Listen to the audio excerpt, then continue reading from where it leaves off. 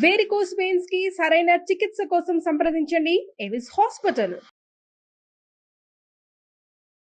హస్తాంఘ్రి నిక్వణిత కంకణ కింకిణీకం మధ్యే నితంబమవలంబిత హేమసూత్రం ముక్తాకలాపముకుళీకృత కాకపక్షం వందామహే వ్రజచరం వసుదేవ భాగ్యం.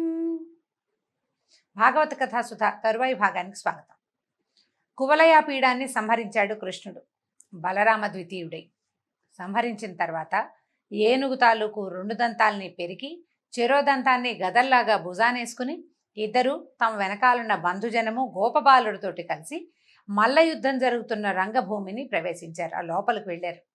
వెళ్ళేసరికల్లా ఎట్లా కనపడుతోందంటే మొహాలు వీళ్ళు ఇంతసేపు యుద్ధం చేశారు కాదు, చెమట పట్టిందట. మొహం మీద ముత్యాల్లాగా మెరుస్తున్న చెమట, రకరకాల ఆభరణాలు. అది చూస్తుంటే ఎలా ఉందంటే దేవతలకి మానవులకి కూడా హృదయంలో ఒక రకమైన ఆరాటం, ఉద్వేగం, భయంకరమైన ఆడంబరంతో కలవరపడిపోతున్నారట వాళ్ళంతా.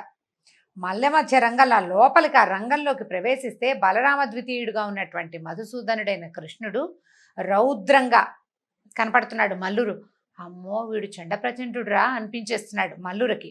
అక్కడి నుంచి అద్భుత రసం, అసలు హేళగా చంపేశాడు ఏనుగుని, ఇంత బాలుడని, కాబోయే ప్రభువు ఇతడు మన ప్రభు అని ప్రజలు భావించారట. అసలు ఎంత సొగసుగా ఉన్నాడో అని మన్మధుడిలాగా ఉన్నాడు అనుకున్నారట చుట్టూతా ఉన్న స్త్రీలంతా.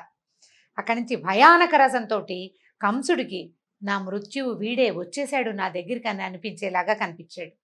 భీభత్స రసంతో, భీభత్సం ఏమిటి, ఒక ఏనుగుని తొక్కి చంపి దాని నెత్తురుతోటి పాదాలు చేతులు అంటుకుపోయి భీభత్సంగా కనిపిస్తుంటే మూర్ఖులు అనుకుంటున్నారట, బాబోయ్ వీడేమిట్రా ఏదో చక్కగా అలంకరించుకుని ఊరుతుడ్డానికి వచ్చిన పిల్లాడు ఈ ఒళ్ళంతా నెత్తురేమిటి, ఈ ఏనుగుని చంపుడు ఏమిట్రా దేవుడా అని వాళ్ళ కొంతమందికి అట్లా అనిపిస్తోంది. అక్కడి నుంచి కరుణ రసంతో ఇంత కష్టపడుతున్నాడు నా పిల్లవాడని తండ్రికి వసుదేవుడికి ఎంతో ప్రేమగా అనిపించింది. చిన్న పిల్లాడు హాయిగా విహరించడానికి వచ్చి ఈ అనవసరమైన ఇలాంటి ధనుజకాండలకి, ఈ దుర్మార్గుల తాలూకు ఆవేశాలకి వాటికి దొరికిపోయాడే నా పిల్లాడని ఆయన చాలా దుఃఖపడుతూ కరుణతోటి జాలిగా చూసుకుంటున్నాడు తన కొడుకు కేసి. ఆయన దగ్గర ఉన్న వీర ప్రతాపం చూసి చుట్టుపక్కల ఉన్నటువంటి దుర్మార్గులందరికీ ద్వేషాన్ని కలిగించాడు. ఎలాగైనా వీడిని కొట్టేయాలనుకుంటున్నారు వాళ్ళు.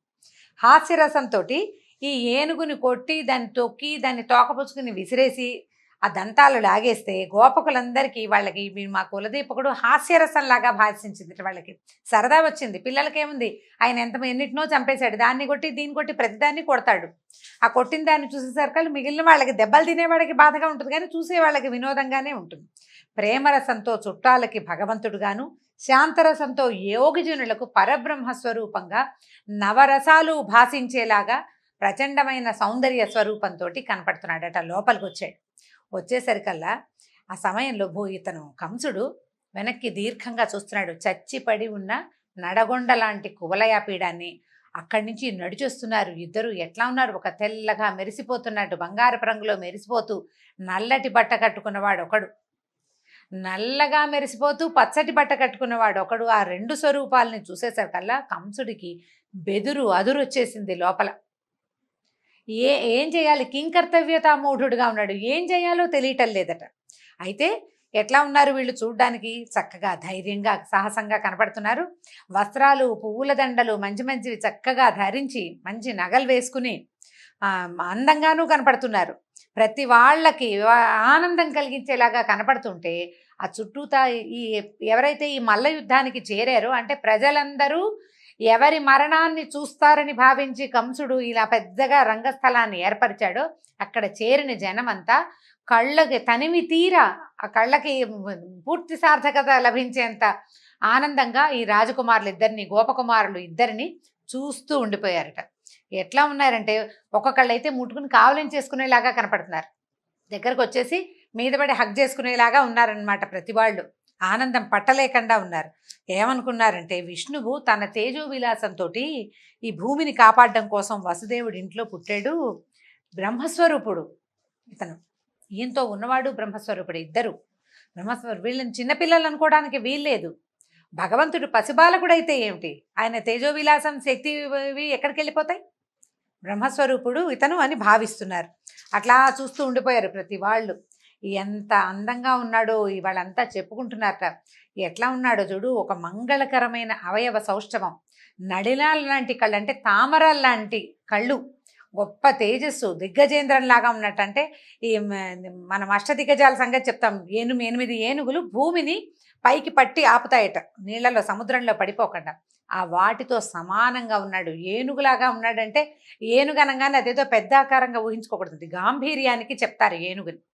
ఎంత చక్కటి నడక! లక్ష్మీదేవికి పతి అయిన వాడు పూతనని చంపాడు, సుడిగాలిని ఆయన సుత తృణావర్తుడిని సంహరించాడని బాల్యం నుంచి ఆయన చేసిన చేష్టలన్నింటినీ లైన్ లిస్టుగా చదువుకుంటున్నారు. చదువుకుని మెల్లిగా ఆ లిస్ట్ అంతా అయ్యాక, ఇతడు బాలుడు కాదు, మానవుడు కాదు, మానవుల కోర్కెలు ఈడేర్చటానికి వసుదేవుని కులంలో పుట్టిన భగవంతుడే తప్పిస్తే మరొకడు కాదని నిర్ధారించుకున్నారు. ఈ విధంగా ప్రజలంతా చూస్తుండగా చాణూరుడు అన్నాడు, ముష్టికుడు చాణూరుడు అని ఇద్దరు మల్లయోధులు ఉన్నారని చెప్పాం కదా. అక్కడి నుంచి ఏమన్నారు, బాబు ఏమిటి మీరు అడవిలో గొల్ల పిల్లలతోటి కలిసి ఆవుల్ని మేపుకుంటూ బాగా మంచి యుద్ధం పటిమ వచ్చిందని, మీకు పోరాట పటిమ ఉందని మేము విన్నాము, అందుకే మా మహారాజు మిమ్మల్ని యుద్ధ క్రీడకి పిలిచాడు. పద, ఇప్పుడు మనం వీళ్ళందరూ చూస్తుండగా మనం విద్యలు ప్రదర్శిద్దాం. మీరేమో అడవిలో నేర్చుకొచ్చారు, మేమేదో ఊళ్ళో ఉంటాం, మేము కలిసి విద్య ప్రదర్శిద్దామన్నారు. నువ్వు బాగా అని ఇంకా అడుగుతున్నాడు అనమాట. నీకు బలం ఉందా, నీకు అది వచ్చా, నీకు ఇది వచ్చా అని ఒక్కొక్కటి అడుగుతున్నాడు అనమాట. నీకేం కావాలి, పాలు తాగుతావా బలం రావడానికి? అంటే ఇప్పుడు యుద్ధం చేయాల్సిన వాడు ముందు బలానికి ఏదైనా తీసుకోవాలి కదా. నీకేం కావాలి, అది కావాలా, ఇది కావాలా, నీకు తెలుసా, దీని పేరేంటో తెలుసా అని ముద్రలు చూపిస్తున్నాడు అనమాట. ఇప్పుడు మనం ఇలాంటి విద్యలు ఎందుకు నేర్చుకుంటామని వాడు మాట్లాడుతున్నాడు. అంటే నోరు విసిరేసుకోవటం అనమాట ఇదంతా. మామూలుగా ఏదైనా మల్ల విద్యలు అవి ఎందుకు నేర్చుకుంటాం, ప్రజలు చూసి ఆనందించడానికి. మనం ఒకళ్ళమే ఆనందించాం, ఏదో యుద్ధం నేర్చుకున్నాము, కత్తిసాము కర్రసాము అవన్నీ కూడాను మనమే నేర్చుకుని ఆనందించాం. అది ప్రజలు చూసి ఆనందించడం కోసం నేర్చుకునే విద్యలు. కాబట్టి మనం మల్ల యుద్ధంతో కాలక్షేపం చేద్దాం, రండి రండి అన్నాడు. అనేసరికల్లా కృష్ణుడు అన్నాడు, మాకు తెలియవు, సాములు తెలియవు, మేము చిన్నపిల్లలం, సత్తు ఉంది, మాకు బలం ఉంది, నాకు అది ఉంది ఇది ఉంది అని కూడా మేము చెప్పలేం. మీరేమో మల్ల యుద్ధంలో నిష్ణాతులు, మీ కండలు అవి చూస్తే కనపడుతోంది, వజ్రాయుధంలాగా ఉన్నారు, ఇంత కర్కశమైన దేహాలు, ఇంకా మీతో మేమెట్లా చేస్తాం, మీతో మేమెట్లా యుద్ధం చేస్తాం, మేము చిన్నపిల్లలం కదా అన్నాడు. పైగా మీ రాజుగారికి వినోదం కలిగించే వాళ్ళం కాదు మేము. రాజుకి వినోదం ఎవరు కలిగిస్తారు, రాజు యొక్క పోషణలో ఉన్నవాళ్ళు రాజుకు వినోదం కలిగిస్తారు. మమ్మల్ని రాజు పోషించటల్లా, మేము పశుపాలకులం, మాకు రాజు పోషణ లేదు. కానీ పోరాటాలకి మీరు ఆహ్వానిస్తుంటే, కానీ మీరు రండి రండి అంటుంటే కాదని ఒకేసారిగా ఎలా అంటాము? అయితే సరే, ఒక పని చేద్దాం, నీతో నేను, ముష్టికుడితో మా అన్న బలరాముడు ఉత్సాహంగా పెనుగులాడదాం. నువ్వు పిలిచావు కాబట్టి, నిజానికి మేము ఈ పని చేసే వాళ్ళం కాదు, మాకు రాదు కూడా, కానీ నువ్వు పిలిచావు కాబట్టి, ఇక్కడ రాజు కూడా ఉన్నాడు కాబట్టి మన ఇద్దరం కలిసి యుద్ధం చేద్దాం. ముష్టికుడితోటి మా అన్నయ్య బలరాముడు పోటీ పడతాడు, వీళ్ళందరికీ ఆనందం కలిగిద్దాం. అంటే ఇది కొట్టుకు చచ్చిపోదాం అంటల్లా, కొట్టుకుని సంతోష పెడదాం మిగిలిన జనాలు, అంటే సరదాగా చేద్దామని చెప్తున్నాడు. అయితే చాణూరుడు అన్నాడు, ఓరిని, నాతో పెనుగులాడేందుకు నువ్వెంత వాడివి, నువ్వు నాకు సమానుడు అవుతావా, నువ్వు చూస్తే పిచ్చుకలాగా ఎంతున్నావు, నేను చాలా ప్రసిద్ధుణ్ణి, నీకు ఇలాంటి గొప్పతనం ఉందా, ఈ రాజవీధిలో పోరాటం అంటే కుప్పిగంతులు వేయడం కాదు, బాగా ఆలోచించుకోమన్నాడు. అనేసరికల్లా పైగా ఈ చాణూరుడు ఎలాంటి వాడు బ్రహ్మదేవుడిని ఈశ్వరుణ్ణి మెచ్చుకోడు, అంటే దేవుడు అంటే కూడా లెక్క లేదనమాట, వాడి బలం మీదే వాడికి నమ్మకం. బ్రహ్మదేవుడిని లెక్క చేయడు, విశ్వక్సేనుడిని ఎక్కిరిస్తాడు, తన సాటి రాడని వాయుదేవుణ్ణి కూడా యుద్ధానికి పిలవడు, అంత బలం కలిగినవాడు, మహాబలం, బలశాలిని నేను.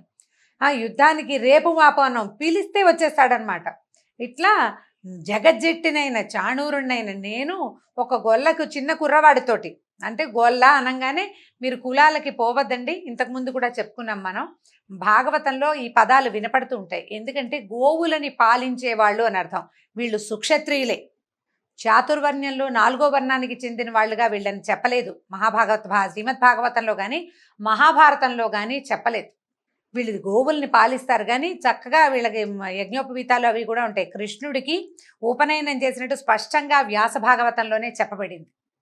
ఉపనయనం చేశారంటే క్షత్రియులు వాళ్ళు, పేరు అది అంతే. అక్కడి నుంచి నిన్ను పట్టడానికి నేను చాలనా, పైగా నాతో పెనుగులాడతానని అంటావా, రా రా అన్నాడు. నువ్వేంటి ప్రగల్భాలు, కనీసం నా కాలి కిందకి రావడానికి కూడా నువ్వు సరిపోవు, రమ్మన్నాడు.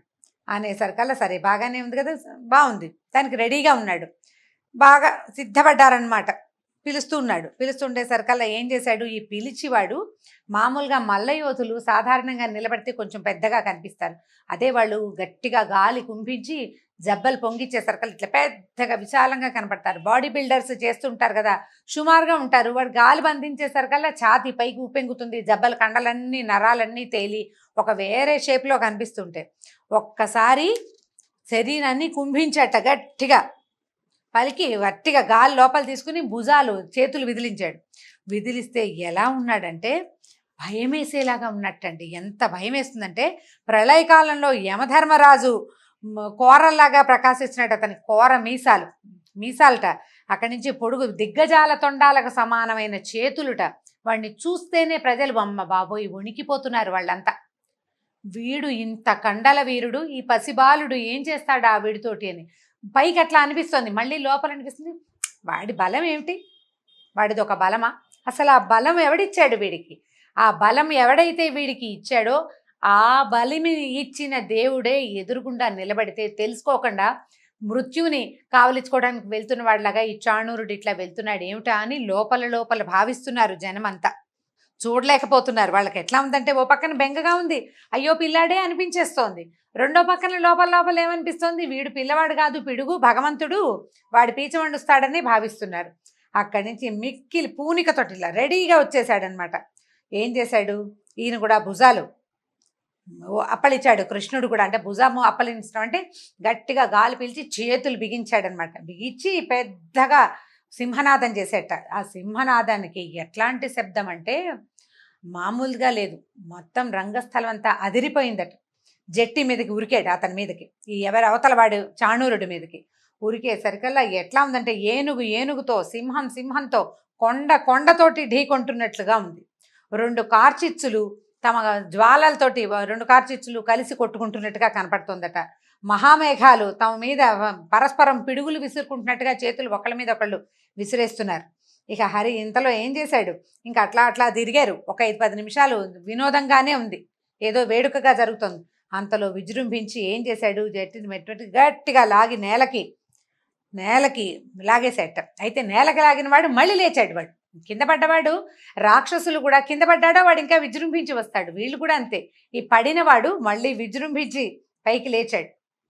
పైకి లేచి ఇంకా పోరాడారు, కొట్టుకున్నారు విపరీతంగా. ఇంతలో ఏమైంది, బలరామ సోదరుడి మన కృష్ణుడు ఏం చేశాడంటే మోకాళ్ళతోటి కొట్టేశాడు. రకరకాల బంధాలు ఉంటాయండి ఈ ముష్టి యుద్ధంలోనూ. తర్వాత ఈ మల్ల యుద్ధంలో బంధనం అంటే ఒకళ్ళనొకళ్ళు పెన వేసుకుని పట్టుకుంటారు. ఆ పట్టిన పట్టులోంచి విడవలేకపోతారనమాట. అందులో కరవడం అనే పట్టు ఒకటి ఉందిట. పట్టితే అప్పుడు మల్లుడు అన్నట్టు అబ్బో డింభకుడివి నువ్వు, చిన్నపిల్లాడివైనా బాగా పట్టావు, గట్టిగా పట్టావన్నట్ట. పట్టి తోసేశాడు. ఇక ఎన్ని రకాలదో మల్ల యుద్ధ విద్యాభ్యాసం ఉన్న వాళ్ళంతా ఆయన పొగుడుతున్నారు. కొంతమంది శభాష్ అంటారు చాణూరుడిని, ఇంకొంతమంది కృష్ణుడిని శభాష్ అంటారు. జనం ఏంటంటే ఈ జరిగేది మొట్టమొదటి ఏమనిపించింది, బాలుడు మల్లుడు వీళ్ళిద్దరి యుద్ధం ఏమిటి అనిపించింది. కానీ క్రమంగా ఏమైందంటే మల్లుడికి ధీటుగా కనపడుతున్నాడు రెండో పిల్లవాడు కూడా, కుర్రాడైనా కూడా ఇతను కనిపిస్తున్నాడు.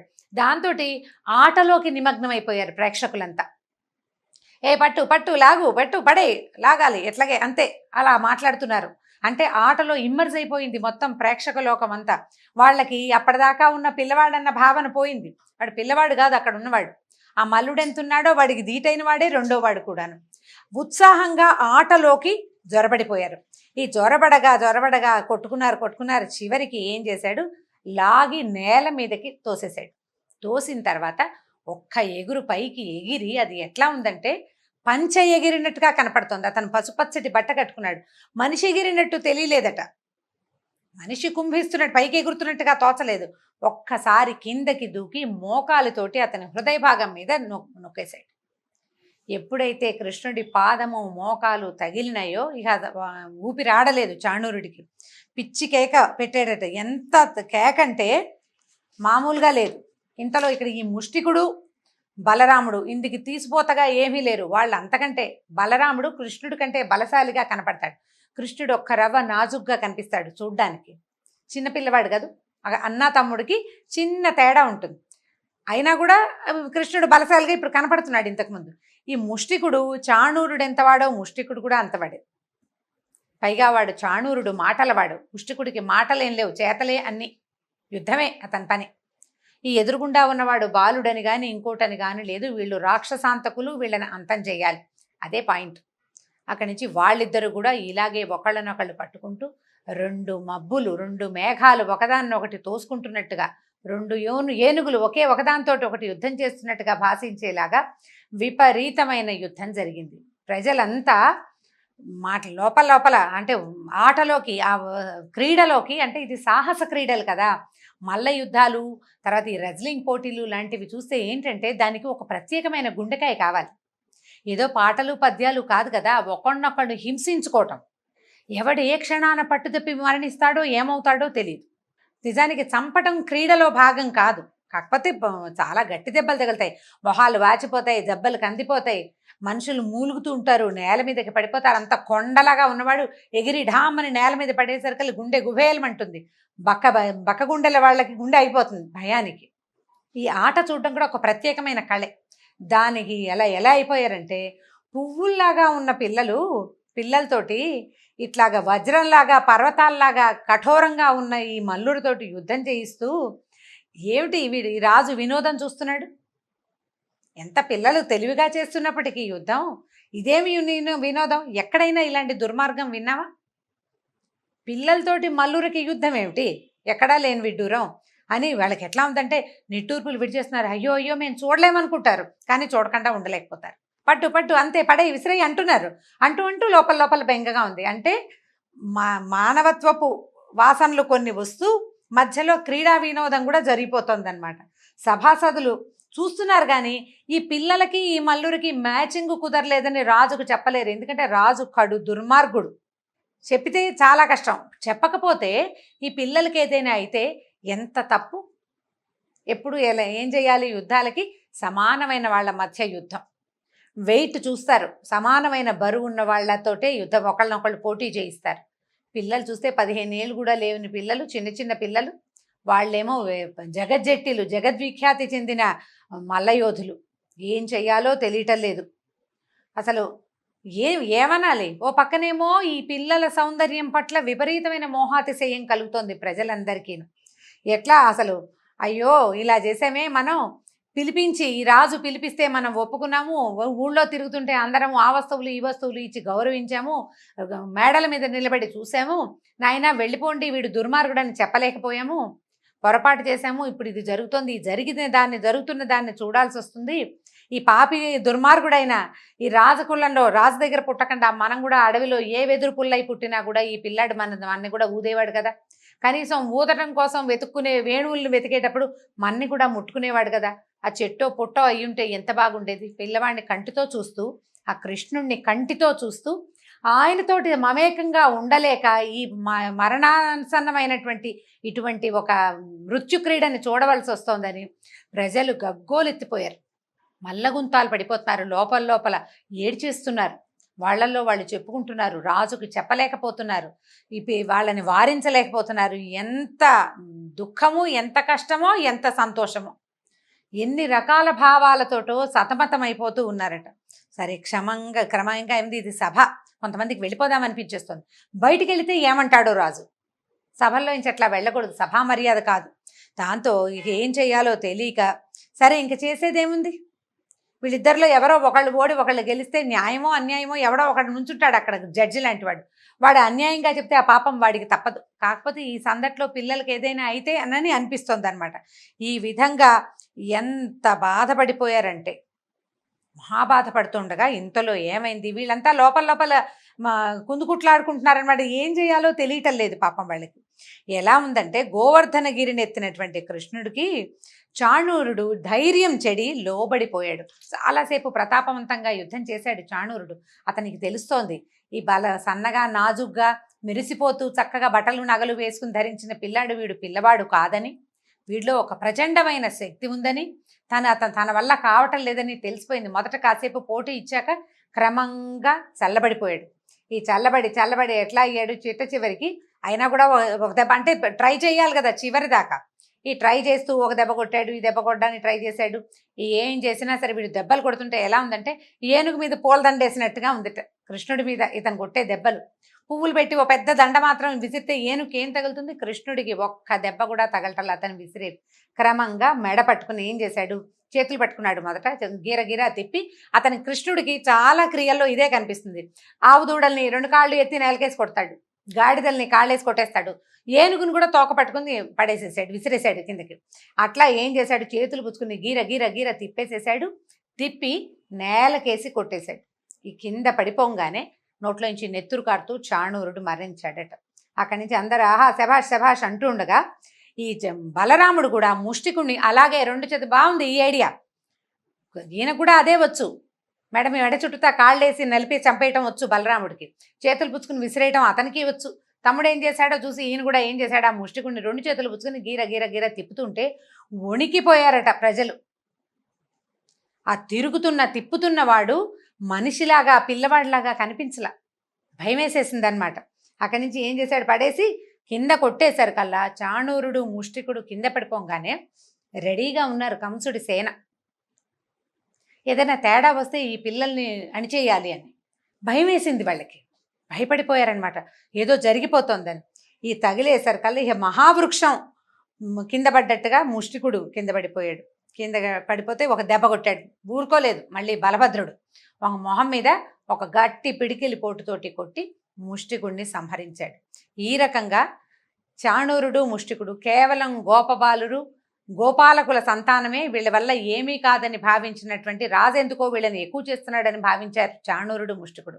వాళ్ళ యొక్క అహంభావానికి ఎదురు శక్తి తెలియక యుద్ధానికి దిగిన కారణంగా వీళ్ళిద్దరి చేతిలో వీరమరణానికి దొరికారు. వాళ్ళిద్దరు వీరమరణం పాలయ్యారు. అక్కడి నుంచి బహుశా వీళ్ళిద్దరి చేతులు తగిలి ఈ చేతుల స్పర్శతోటి వీళ్ళకి విష్ణు సాయుధ్యం లభించుంటుంది. దీంతో భాగవత కథా సుధ ఈనాటికి సమాప్తం. రేపు మళ్ళీ కలుసుకుందాం. నమస్కారం.